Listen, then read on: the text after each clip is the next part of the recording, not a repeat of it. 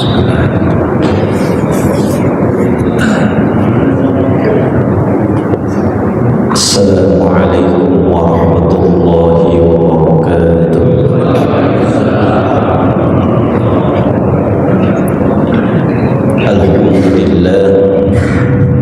Alhamdulillahilladzi qad wasala umurana fi awali syahri Dzulhijjah.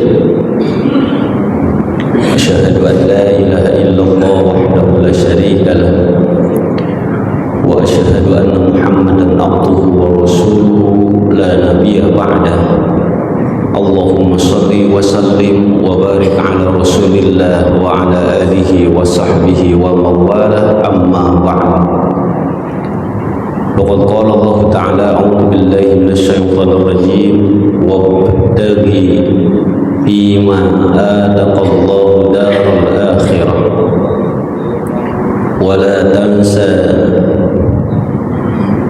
nasibaka minad dunya wa ahsin kama ahsanallahu ilaik wa la tabghil fasada fil ardh innallaha la yuhibbul mufsidin. Shadaqallahul azim wa sadaqan nabiyil karim wa ala dzalika minas syahidin was syakirin walhamdulillahi rabbil alamin. Allahumma inna nas'aluka ilman nafi'an wa rizqan wasi'an wa amalan mutaqabbalan. Allahumma inna nas'aluka imanan la yartaddu wa na'iman la yanfaddu wa qurrata 'ainin la tanqati'u wa murafaqata sayyidina Muhammadin fi a'la jinanil khuldi bi rahmatika ya arhamar rahimin walhamdulillahi rabbil alamin. Ma'asyiral muslimin jamaah Masjid Al-Muhajir rahimakumullah. Alhamdulillah summa alhamdulillah summa alhamdulillah. Kita bersyukur kehadirat Allah Subhanahu wa taala. Subuh ini Allah menakdirkan kita mempertemukan kembali setelah kurang lebih 2 bulan lebih setelah lebaran. Jadi setelah lebaran saya baru ketemu lagi dengan jamaah muhajirin tanpa mengurangi rasa hormat dan keterlambatan mengucapkan taqabbalallahu minna wa minkum, taqabbal ya karim, karena sebentar lagi Idul Adha. Mohon maaf lahir batin selama mengisi kajian di masjid ini apabila banyak keterbatasan dan kealfaan. Kita bersyukur kepada Allah Subhanahu wa taala. Juga sebentar lagi kita akan masuk pada satu momen besar, Idul Adha. Kurang lebih 2 hari lagi insyaallah. Mudah-mudahan usaha upaya kita bersama dalam melaksanakan kehidupan yang terus bergejolak dengan penuh pilihan, pada akhirnya sampailah kita masing-masing mudah-mudahan pulang dalam predikat husnul khatimah. Amin ya rabbal alamin. Terhatur salam ta'zim kepada seluruh pengurus Masjid Al-Muhajirin beserta jamaah sekalian, semoga dalam keadaan sehat wal afiyah. Jamaah rahimakumullah, melanjutkan kajian kita pada satu kitab Ta'limul Muta'alim karya ulama mutaqaddimin Syekh Burhanuddin Jannuji, yang pada kesempatan hari ini kita akan membahas tentang keadaan manusia, di mana manusia ini ada dalam 3 posisi. Yang pertama ada manusia, bukan muslim, manusia yang bersikap gesit. Kalau bahasa Bekasinya apa gesitnya? Cekatan. yang kedua teratur sedang, yang tiga lambat atau lemot. Jadi ada tiga. Jadi keadaan manusia di muka bumi ini ada tiga. Pertama gesit, cekatan. Yang kedua teratur, sedang. Yang ketiga lambat atau apa Pak? Lemot. Sama ya? Kalau di Sumedang namanya lelet. Kalau di sini lemot. Nah, kalau anak sekarang menyebutnya low respon. Anak sekarang. Nah, ternyata tiga keadaan ini untuk menjawab diri kita masing-masing, menginformasikan diri kita masing-masing agar keadaan ini tawazun, seimbang. Kata tawazun ini dari kata wazana, yazinu waznan, timbangan. Baik dalam menjalani kehidupan kita yang sangat sebentar di sini ini, dengan perjalanan hidup kita setelah dari sini yang lebih lama. Kenapa saya sampaikan lebih lama? Suatu ketika saya berangkat pergi dan melihat satu nisan kuburan. Di situ tertulis 1800. Ada yang 1900. Kalau dikalkulasi 1800 sekarang 2026, berarti sudah 226. Betul Pak ya? Berarti kesimpulannya di alam barzah itu lebih lama daripada di dunia, betul ya? Sepakat ya? Kalau misalkan kita melihat nisan itu 1700, 1800, 1900, sekarang 2026 ada yang sudah 326, ada yang sudah 226, dan mereka betah di sana Bapak Ibu. Betah. Buktinya nggak ada yang pulang ke sini, betul ya? Nah, oleh karena itu kata waznun atau tawazun itu harus kita pahami sebagai seimbang yang sesuai. Kalau kita memahami seimbang, mohon maaf saya ambil ini aqua, kita bawa aqua nih, di sini 10, di sini 10, di depan 10, di belakang 10, itu namanya tawazun, seimbang. Kita bawa aqua di depan 10, misalkan pakai kayu. Itu yang pertama. Yang kedua, seimbang menyesuaikan keadaan. Kalau di dunia ini kita hitung 60, 70 dengan yang tadi itu 18, 19 atau 17, pertanyaannya lama mana? Lama mana kita di sini dan di alam? Lama mana Pak? Lama di alam, jelas itu. Kalau bahasa sini bilang ilok kalau nggak paham itu. Ya. Udah jelas 226 tahun. Kira-kira tahun sekarang nih 2026 mungkin ada manusia yang hidup di muka bumi 226, mungkin ada. Tapi langka, sepakat ya? Langka. Hari ini bahkan banyak fenomena muda-muda. Udah lewat 60, 70, 60, 70, ya yang 80 lah. Makanya yang udah 80 Bapak Haji hati-hati nih. Yang 70 siap-siap, kalau batuk-batuk dikit, flu dikit itu Israel tuh lagi resep. Ibu-ibu dibilangin begitu tuh suka protes Pak, kalau ibu-ibu. Kalau bapak-bapak nggak diem. 70 80. Nah, informasi ini ada dalam surah Al-Qasas ayat 77. Ayat 77. Keseimbangan ini.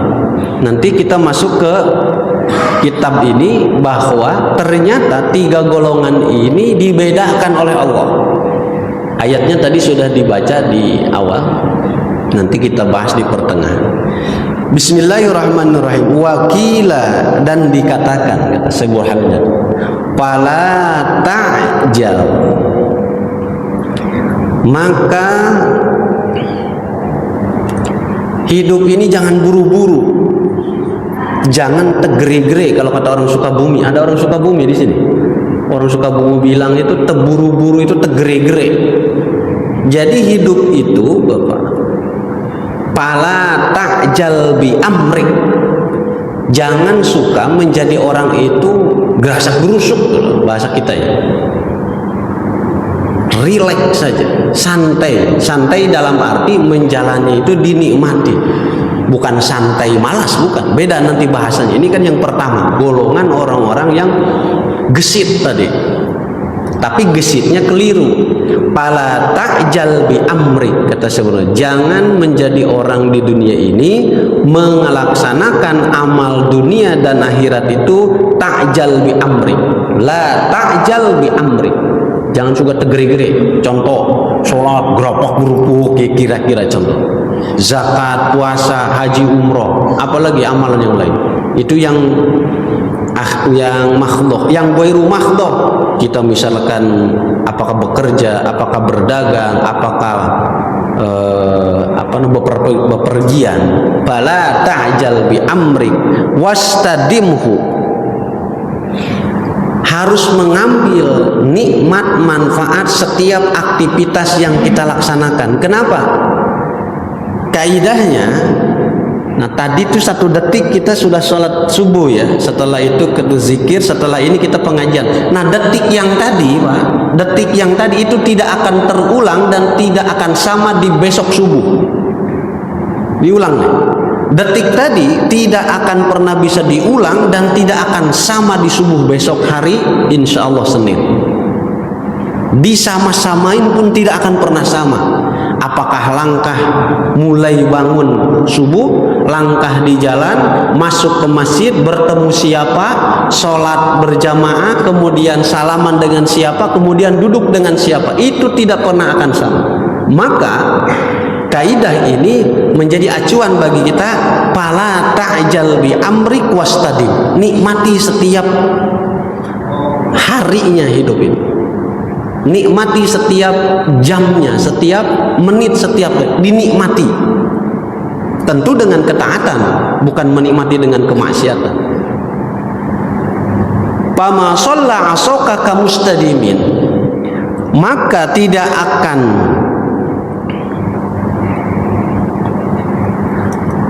melipat orang itu, tidak akan melipat. Ini orang-orang yang gesit nih. Pertama kan golongan, maka tidak akan melipat orang-orang itu asoka terhadap tongkatnya itu kamustadimin, seperti orang-orang yang mencari keabadian. Kita ambil dicontohkan dalam kitab ini, orang yang ingin lama berjalan kemudian mendapati keselamatan, sementara beliau ini diberi nikmat oleh Allah tidak bisa melihat, penolongnya adalah tongkat. Misalnya penolongnya adalah tongkat, wasilahnya. Maka ketika tongkat itu dilipat, orang ini yang diberi nikmat oleh Allah tidak bisa melihat, tidak akan bisa lancar dan sampai ke sebuah tujuan. Ini ibaratnya.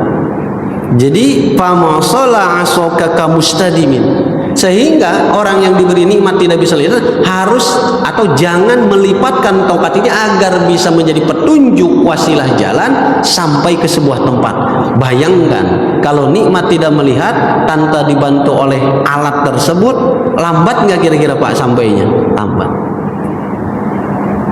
Sama halnya dengan ketika kita diberi wasilah usia, tadi udah dibahas di awal, wasilah usia, misal dipaketlah oleh malaikat Ijrail, Allah ngasih jatah paketannya misalkan 60. Apa segala ketika di usia mulai dewasa di 30 ke 40 terlalu tegere-gere, diporsir loh. Cek di usia 50, fisiknya mungkin lebih ringkih daripada orang-orang yang menjalani hidup itu di usia 30 sampai 40 itu dengan penuh rasa memiliki dan penuh rasa menikmati. Ini kalau mohon maaf ini contohnya agak nyeleneh. Misal kalau usia 30 ke 40 terus beliau ini keadaannya rada enak atau enak di muka bumi, misal beras ada, lauk pauk ada, rumahnya adem misalkan, roda 2 ada, roda 4 ada, ya Soekarno-Hatta mah untuk 1 bulan 2 bulan ada. Itu beda Pak dengan yang di usia 30 ke 40 beras ngedadak nyari, lauk pauk dadak nyari, gitu. Tidur juga pakai kipas, kadang-kadang enggak AC Mas, enggak adem. Roda 4 enggak ada, roda 2 ada, yang 1 kempes misalkan bannya.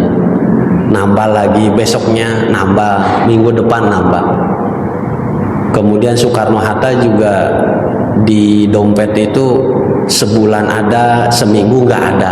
Itu prosesnya beda di usia 30 ke 40. Nah dilihat di usia 50 itu beda, struktur tubuhnya, struktur pikirannya, struktur jiwa raganya. Ini bahasanya pama sholla asokaka mustadimin, sehingga hal ini menentukan bagi kita untuk mengatur kesesuaian apa yang diberikan oleh Allah. Kalau dalam ilmu tauhid, takdir mubrom dan takdir mu'alaknya.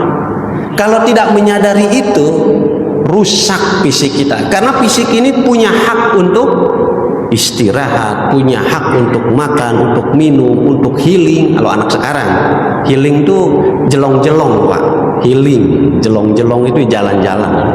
Anak sekarang bilang ada haknya, ada hak tidur, ada hak ibadah, banyak.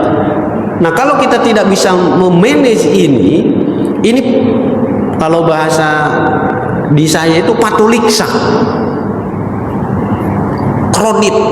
Sehingga kita ini menjadi orang yang hidup di muka bumi ini sholla asokka mustadib, tidak mampu memanage diri. Akhirnya waktunya tidur blotot, waktunya harus kerja tidur. Kan ada kalanya saat jasad ini harus diberikan hak untuk tidur, waduh ada bola ini Barca sama Madrid misalnya, tayangnya jam 1 malam, kita blototin tuh Madrid sama Barca jam 1 sampai jam 3, sementara haknya harus istirahat. Nah kira-kira itu banyak yang lainnya, termasuk hak badan kita masing-masing itu untuk diberikan nutrisi, makanan bergizi, minuman dan seterusnya. Kila dikatakan, siapa yang mengatakan Abu Hanifah, barangkali Bapak Ibu sering mendengar kata Abu Hanifah ini. Saya tidak menjelaskan siapa beliau. Li Abi Yusuf, ke muridnya siapa? Abu Yusuf. Rahimahuma, semoga merahmati kepada keduanya. Siapa? Allah Ta'ala. Kunta balidan. Kata Imam Abu Hanifah, kunta balidan. Terbukti engkau balidan yang belet itu kalau bahasa kita itu jahlun. Ya jangan disebut bodoh lah. Kurang kencang berarti lemot. Tadi kan yang cepat tuh 1, sekarang yang lemot. Nanti ada yang di tengah itu. Ya ayatnya yang tadi surah Al-Qasas. Kunta balidan akhrajta.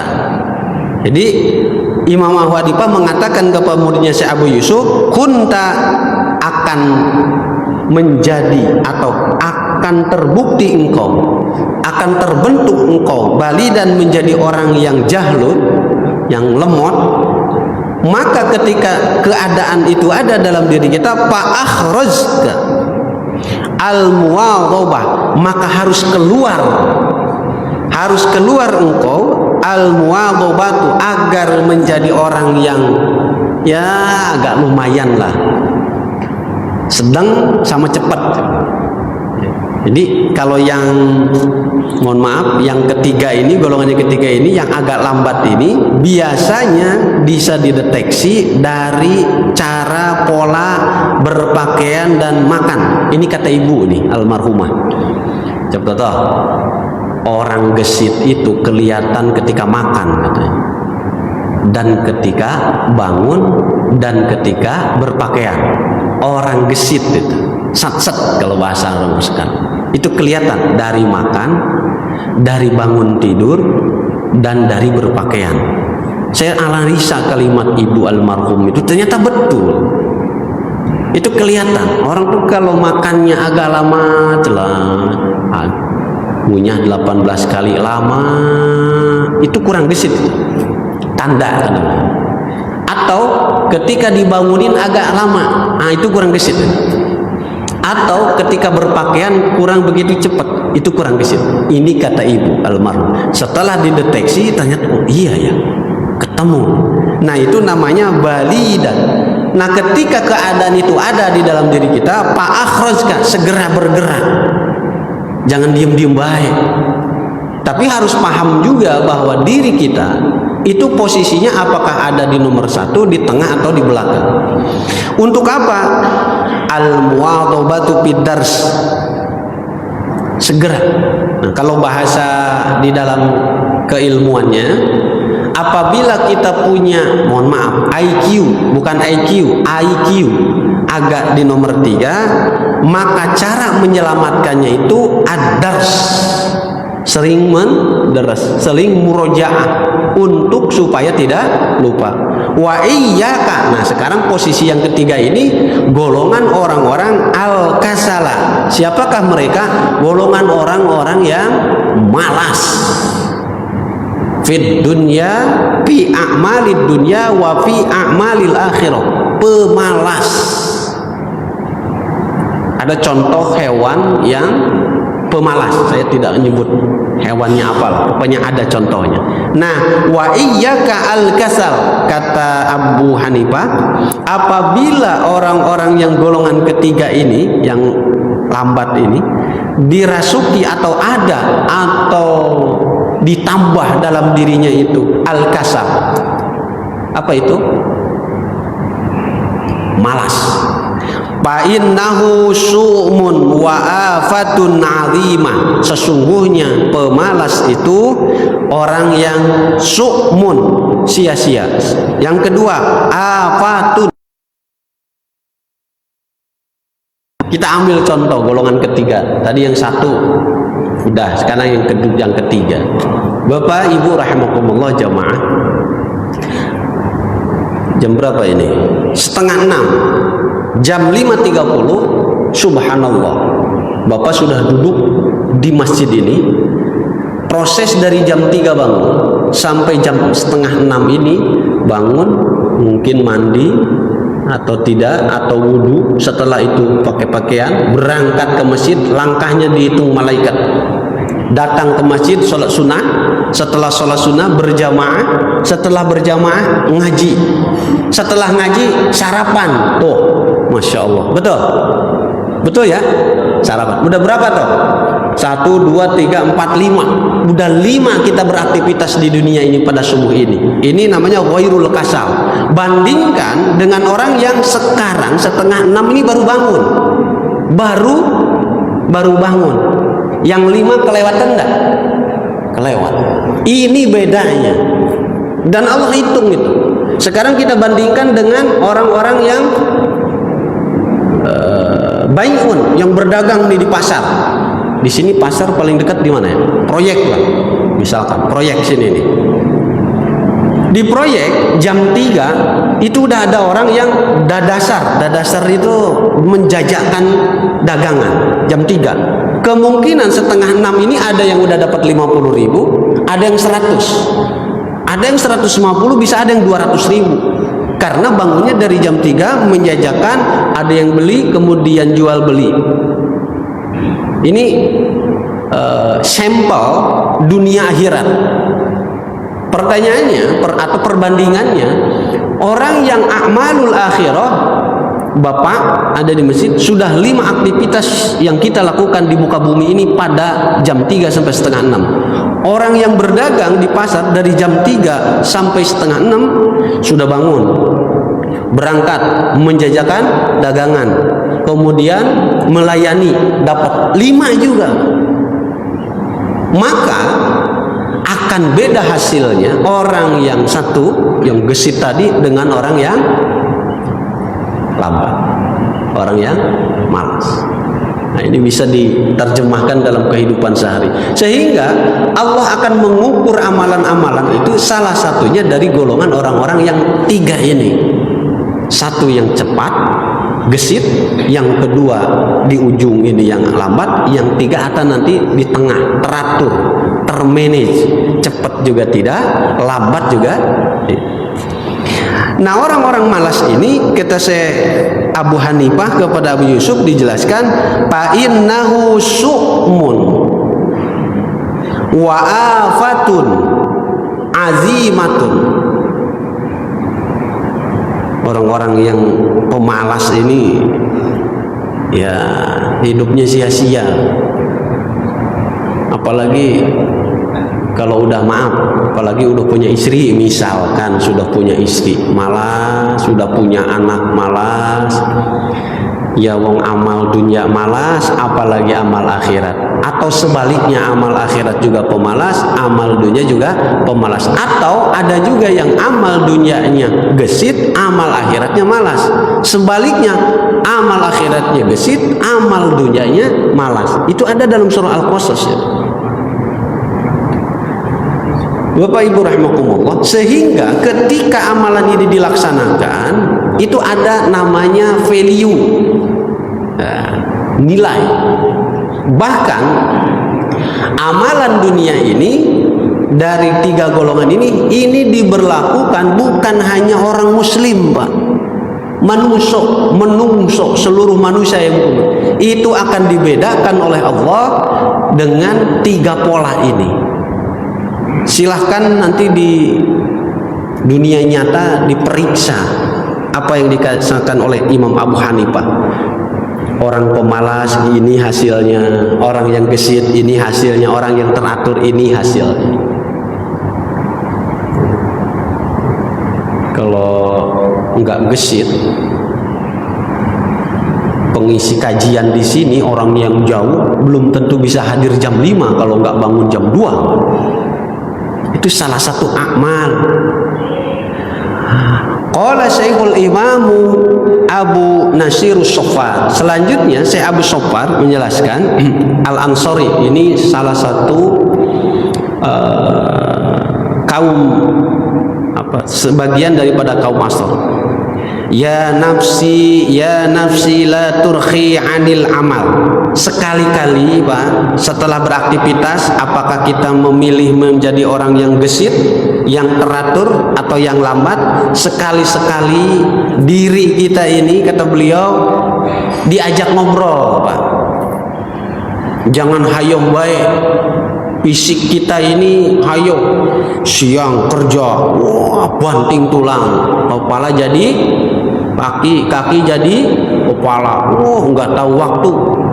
Di jalan itu Pak ya, saya sering di jalan, ya Allah, sering menapakur ini. Ada yang ke barat, ke timur, ke selatan, ke utara, naik motor, naik mobil, ada yang bawa ini, bawa itu, apalagi bawa barang-barang yang gede-gede, banyak, besar. Masya Allah, ini semua manusia ini sedang ikhtiar, ya Allah. Itu jadi bahan tafakur. Sekarang akhiratnya, hayo terus badan ini zikir, sholat wajib, sholat sunnah, puasa, digeder. Kalau bahasa kampung saya itu digeder, itu diporsir. Sekali-sekali Pak, dalam suatu waktu tanya diri kita itu. Kata Syekh Imam Abu Nasirus Sofar Al-Ansari, gimana nanyanya? Ya nafsi, hai diri, tanya diri. Ya nafsi, ya nafsi. Jangan nanya istri terus atau anak, tanya diri kita. Karena diri ini punya hak. Ya nafsi la turhi anil amal bil birri wal adli wal ihsani fil mahal fa kullu dhi amalin bil khairi mu'tabid. Kali-kali itu ajak ngobrol diri kita itu, jangan dipakai tapi nggak pernah dirawat batinnya, fisiknya. Bagaimana kata beliau, hai diri, ya nafsi, ya diriku, hai diriku la turhi. Jangan diporsir terus gitulah kalau bahasa kita itu. Kasihan, sesuaikan dengan keadaan. Ini kalau tidak diprogram, lupa kepada diri. Kan ada golongan orang-orang yang workaholic, gila kerja, lupa, nggak siang nggak malam, nggak siang nggak kejadian Pak. Seketika di tahun 2017 saya punya sahabat, Bang, ya istirahatlah, ini udah tanggung katanya, ini yang dikerjain. Besoknya ketemu, Bang, aduh istirahat kan, oh tanggung. Saya teringat kalimat workaholic itu. Ternyata di tahun 2019 beliau sakit. Saya bilang, Bang, istirahat aja dulu, nanti kerja lagi, walaupun punya anestesi, nanti badan ini punya, wow, ada kerjaan masih. Innalillahi Pak, kemarin tahun 2022. Innalillahi. Sakit karena memang diporsir badan itu. Akhirnya sakit, setelah sakit 2 minggu sebelum wafat itu saya masih bilang, istirahat bekerjanya apa? Berhenti, bukan berhenti apa? Istirahat dulu, nanti kalau udah sehatan masuk kerja lagi. Tapi tidak, sakit maksain. 2022 kemarin. Allah karim. Nah, ini contoh yang langsung saya lihat tentang kajian ilmu ta'lim ini. Ya nafsi, ada saatnya kita itu menanya diri kita, la turhi anil amal. Kata Syekh Imam Abu Nasir Sofar itu, jangan morsir pekerjaan untuk diri kita. Waktunya istirahat, waktunya makan, waktunya minum, waktunya kita refreshing. Ini golongan yang ke tengah ini, termanage hidup itu. Kan kita tanya diri kita masing-masing, masuknya di mana ya? Banyak kalau dilihat di sebuah kehidupan nyata itu diporsir, ndak siang, ndak malam, bahkan nggak ada istirahat. Kalau bahasa sini ngaso, wah diporsir.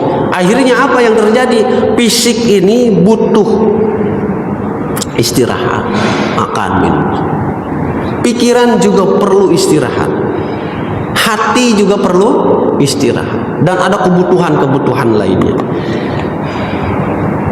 Bahkan Syekh Imam Abu Nasir Sofar menyampaikan, jangan diporsir itu baik fil birri, dalam kebaikan, jangan diporsir dalam berbuat kebaikan saja jangan diporsir, apalagi berbuat maksiat. Fil birri, dalam berbuat baik jangan diporsir.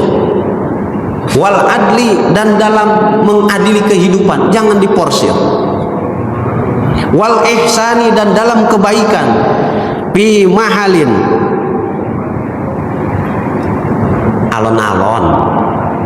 Kalau ada orang timur kan alon-alon, sing penting kelakon, betul ya?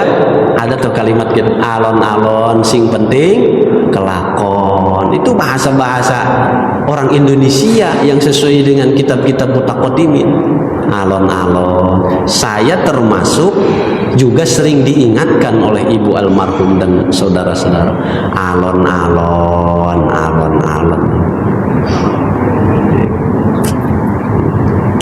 Fakullu dhi amalin, maka setiap amal bil khairi, dalam kebaikan, muktabid, sering diingat, sering diharapkan.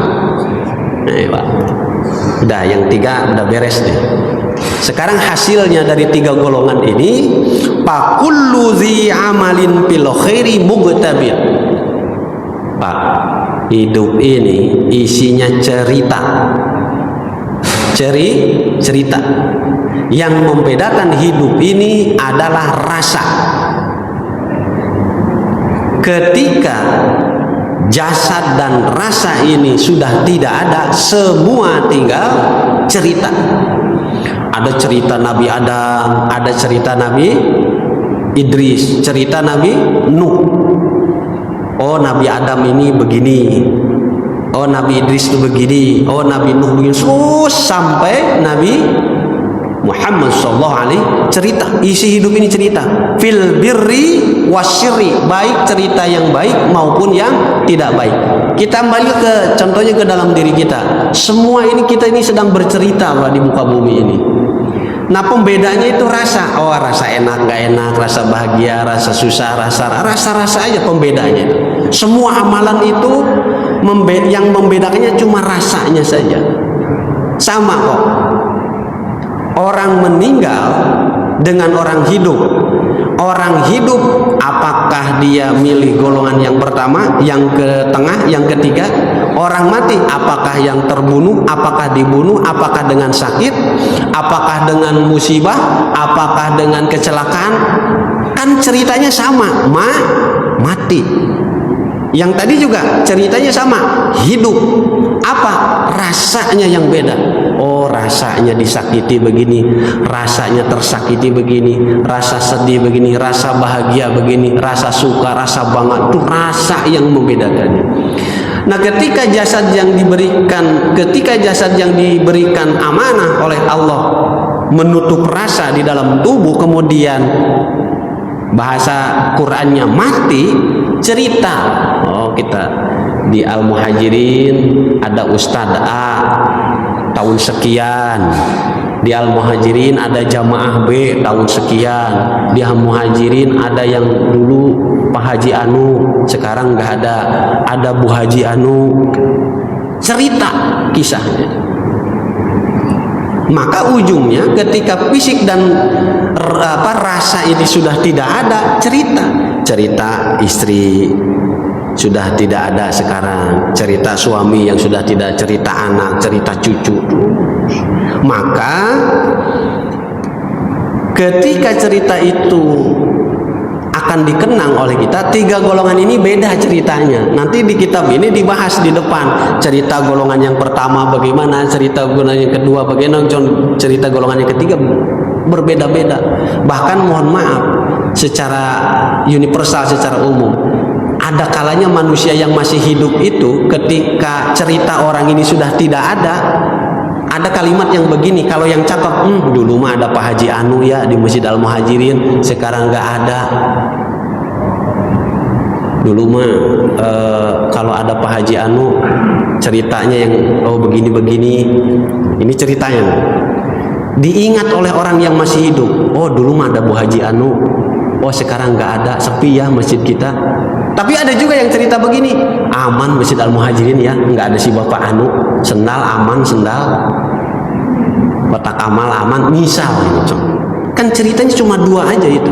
Maka Syekh Imam Abu Nasr Sofar memberikan pemahaman kepada kita, fakullu di amalin bil khairi mugtabin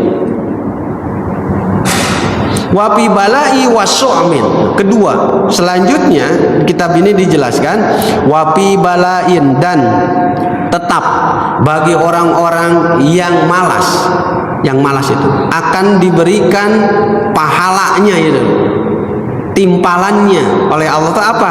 Balain wasu'min wa kulli dzikasalin. Mohon maaf, kalau kita di dunia ini menjadi orang yang malas, maka akibatnya pertama, ya mohon maaf kalau repot hidupnya karena malas. Malaikat Raqib Atid ini kan kalau kepada orang malas susah nyatetnya. Ini mau apa yang dicatat?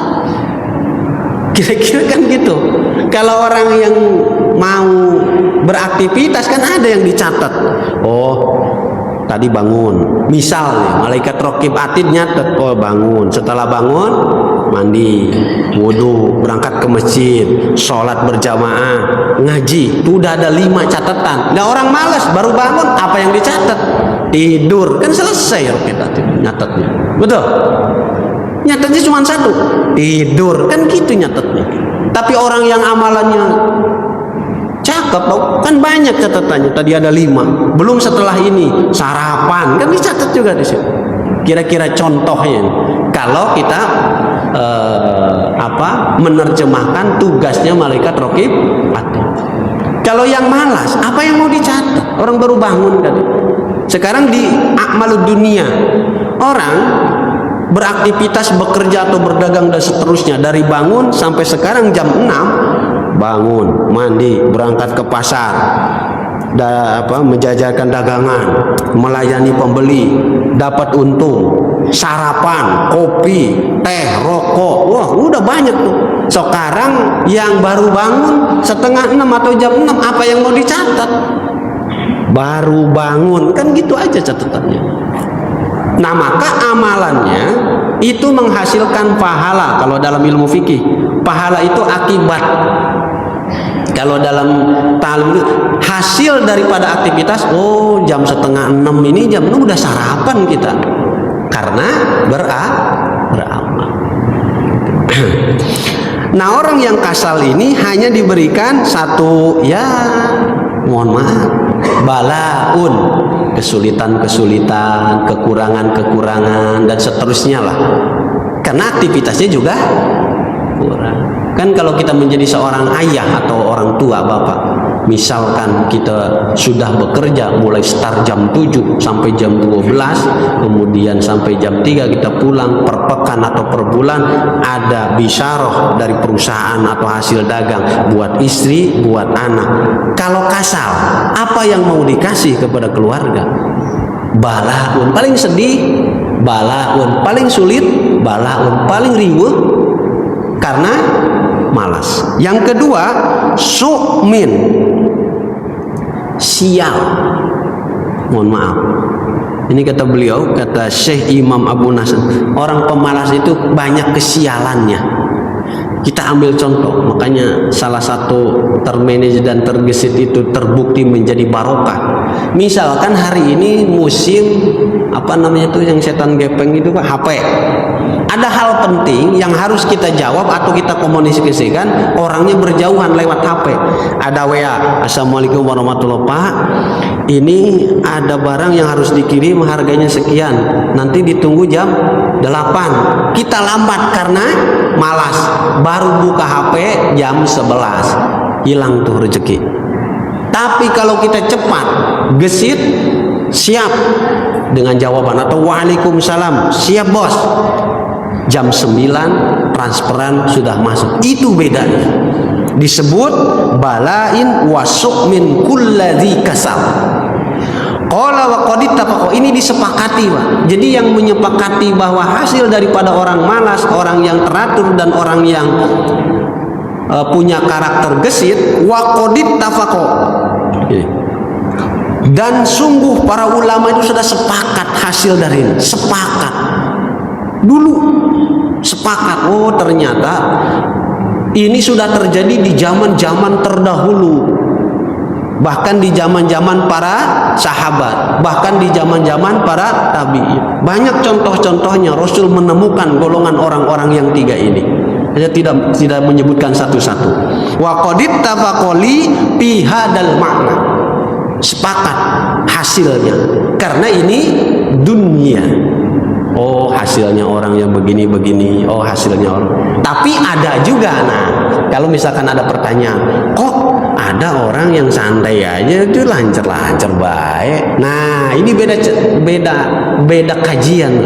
Di dalam ilmu fikih yang kemudian ini masuk ke dalam tauhid ubudiyah, ini ada kisah menarik. Saya sudah sampaikan belum di sini tentang rezeki a'malud dunya barokah. Suatu ketika Imam Malik ini, gurunya Imam Syafi'i ini kan orang kaya raya, Pak. Bukanlah deh, pokoknya kaya raya. Ini terompahnya kudanya itu di emas. Imam Malik itu kaya raya. Gurunya Imam Syafi'i, Imam Malik, gurunya Imam Syafi'i. Ini mujtahid mutlak itu kan 4. Imam Syafi'i, Maliki, Syafi'i, Hambali, Hanafi. Nah, Imam Syafi'i ini berguru ke Imam Malik. Imam Malik itu orang kaya. Sampai suatu ketika Imam Syafi'i ini terkagum-kagum dengan keilmuan dan kekayaan Imam Syafi'i. Nah, karena murid ke guru pengen takzim, nah ini bahasa taklimnya, ta'dimul ilmi wa ahli. Suatu ketika bermusyawarah. Dalam musyawarah itu ikhtilaf antara Imam Malik dan Imam Syafi'i tentang yang ini yang dibahas, bagian amalud dunyanya. Kata Imam Malik, kita bahasa Bekasi aja, kan ke anak, Mang, misalkan nih, Mang, rezeki itu nggak usah ikhtiar, kata Imam Malik. Nanti juga kalau rezeki kita akan datang kok, nggak usah ada pergerakan amal dunia. Kata Imam Syafi'i, Kang, ini kan guru nih ceritanya, Kang, harus ikhtiar rezeki itu, harus ada amal dunianya, geraklah ini. Enggak, pokoknya rezeki itu kata Imam Malik sudah ditentukan oleh Allah, kalau datang ya datang, nggak usah ada amal-amal. Tetap Imam Syafi'i pun kekeh dengan pendiriannya. Karena guru dengan murid saling menghormati atas ilmu, yang satu pahamnya tidak harus ikhtiar, yang satu pahamnya harus ikhtiar. Ketadiman itu tidak luntur. Pulanglah Imam Syafi'i. Di perjalanan Imam Syafi'i ini melihat ada orang yang sedang panen anggur. Ketika panen anggur, dalam hatinya, saya mau bantuin nih. Ada orang yang dari panen anggur ya. Setelah membantu, dapatlah hadiah. Oh, kan bener kan, dalam hatinya bahwa rezeki itu harus ikhtiar, kata Imam Syafi'i. Ini buktinya, saya pulang dari antum, ada usaha, saya dapat imbalan anggur dari orang yang punya kebun. Untuk menguatkan keyakinan pahamnya bahwa rezeki itu harus ikhtiar, balik lagi Imam Syafi'i pulang ke rumahnya Imam Malik, ingin menyampaikan bahwa rezeki itu harus ikhtiar dengan keyakinannya. Di dalam hati Imam Syafi'i ada ketakdiman. Saya kepada guru pengen takdim nih, ngasih hadiah, kan gitu. Dalam hatinya Imam Syafi'i pengen ngasih hadiah sebagai bentuk takdim kepada guru. Akhirnya setelah sampai disampaikan, guru, ini bukti bahwa amal dunia ini, ikhtiar ini menghasilkan barokah rezeki. Ini saya begini sini. Nah, karena guru saya ingin berbuat baik kepada antum, maka anggur ini saya kasih ke guru. Saya kasih ke guru, kata Imam Syafi'i. Terus kata Imam Malik, nah, Mang, bener kan? Rezeki itu nggak harus ikhtiar. Buktinya saya nggak ngapa-ngapain dapat anggur ini dari antum. Jadi dua-duanya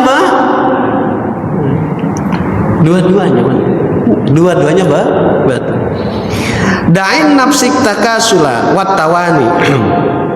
Selanjutnya, da'in nafsi, harus meninggalkan diri kita ini at-takasula, pada berbagai macam kemalasan, wattawani, dan talangke. Talangke itu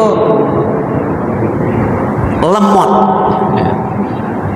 Apa ya kalau bahasa Bekasinya itu lelet. Da'in nafsi takasuri wattawani wa illa, dan apabila tidak kita meninggalkan kepada takasul wattawani, pasbuti fidil hawan, yang nerimo aja wayahnya gitu. Kalau kampung saya bilang, ya wayahna da kedul, nggak ada beras, ya wayahna da maneh mah kedul, teu daek nyawah gitu, teu daek ngebon, teu daek tani gitu. Kalau di rumah rada banyak kekurangan, ya wayahnya terima, itu takdirmu. Kenapa? Karena engkau takasul wattawani bidil hawan, engkau akan berada dalam kehinaan. Kata Syekh Imam Abdul Nasr Sofar, wayahnya terima. Makanya kadang-kadang punten, kita suka bertemu dengan keadaan di mana orang itu menyalahkan takdir, tetapi tidak mengkaji diri kita masuk pada golongan yang mana. Ya, saya mah emang orang susah ini. Ya, saya mah emang orang, tapi malas. Itu kan ada. Palam arolil kusala khat. Kata Syekh Imam Abu Sopar, falam aro, oleh sebab saya tidak pernah melihat. Kata beliau, saya tidak pernah melihat. Ini muttafaqun alaih, sepakat. Dari kesepakatan ini kata beliau, falam aro lil kusala, saya tidak pernah atau saya belum pernah melihat orang-orang yang malas itu al-khadda, mendapatkan keuntungan. Kata beliau, saya belum pernah lihat orang malas itu dapat keuntungan. Yukhdi, yang dihasilkan, tidak pernah lihat. Kalau yang tadi itu kajian fikih ke tauhid tentang rezeki antara yang ikhtiar dengan ghair ikhtiar. Kalau yang malas, kata beliau, palam ara lil kusala al khadda yukhdi, saya belum pernah melihat orang malas itu mendapatkan keuntungan yang dihasilkan. Kebanyakan apa? Ya nerimo wayahnya orang malas. Itu kalau subuh kali ini yang malas dengan yang tidak malas sudah datang sih dapat ilmu, nanti setelah ini ada kegiatan yang udah banyak gitu. Coba kalau yang malas, ya wayahnya terima. Hari gini jam 6 kurang ini baru bangun, nggak dapat apa-apa. Pikiran kosong, hati kosong, fisik kosong wayahnya. Sementara tadi saya di awal menyampaikan, hari ini, menit ini, jam ini, menit ini tidak akan bisa diulang untuk besok. Tentu akan beda Pak hasilnya. Kebetulan saya di kampus ngajar ekonomi Pak, nggak nyambung kemana-mana, ngajar ekonomi, ngajarnya ekonomi di kampus itu, bukan agama. Public speaking, ekonomi, filsafat gitu. Jadi dalam teori ekonomi itu, teori kausalitas itu ternyata ada. Abraham Maslow, teori kausalitas. Jadi ya wayahnya, ya orang malas ya ini hasilnya, orang yang kerja ya ini hasil. Itu kesalahan kira-kira. Nah dalam akmalud dunia, dalam kehidupan dunia itu pun sama. Akmalul akhirat ya sama. Ya mohon maaf, ya sholat ya enggak, ya zakat ya enggak, ya puasa ya enggak, ya haji ya enggak, ya wayahna. Malaikat mau nulis apa kira-kira gitu, mau nulis apa munkar nakirin, raqib atid ini, dengan yang malas sama yang bekerja. Siwa nadamin wa hirman dilama, kecuali orang pemalas ini hanya mendapatkan nelangsa, apalagi terhalang dari berbagai macam hirmanil aman, tujuan wayahnya. Nah, mari kita merapatkan pikiran hati kita, bariskan apa yang disampaikan oleh Imam Abu Hanifah, Imam Abu Nasir Sopar. Ternyata ini sepakat.